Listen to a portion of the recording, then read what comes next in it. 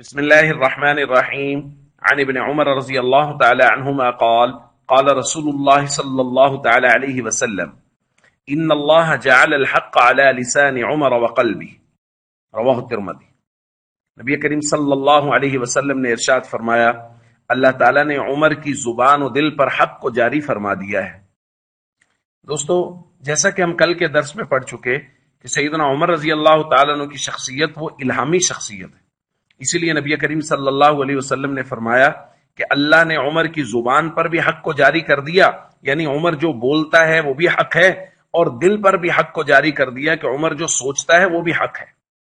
اسی لیے نبی کریم صلی اللہ علیہ وسلم کے مبارک زمانے میں بھی اور آپ کے زمانہ کے بعد بھی حضرت عمر رضی اللہ تعالیٰ عنہ نے جو فیصلے کیے، جو باتیں کی، وہ تمام کے تمام مسائل میں وہ سند ہیں، چونکہ نبی کریم صلی اللہ علیہ وسلم نے فرما دیا ہے کہ عمر جو بولے گا وہ بھی حق ہوگا، عمر جو سوچے گا وہ بھی حق ہوگا۔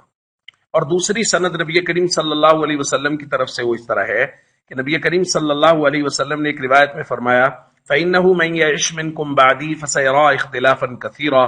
جو لوگ میرے بعد زندہ رہیں گے وہ بہت سے اختلافات دیکھیں گے۔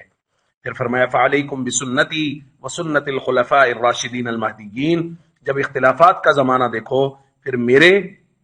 اور خلفائے راشدین کے طریقے کو لازم پکڑو، یعنی میری سنت پر عمل کرو، اور خلفائے راشدین جو ہدایت یافتہ ہیں ان کی سنت پر عمل کرو۔ تو دوستو، حضرت عمر رضی اللہ تعالیٰ عنہ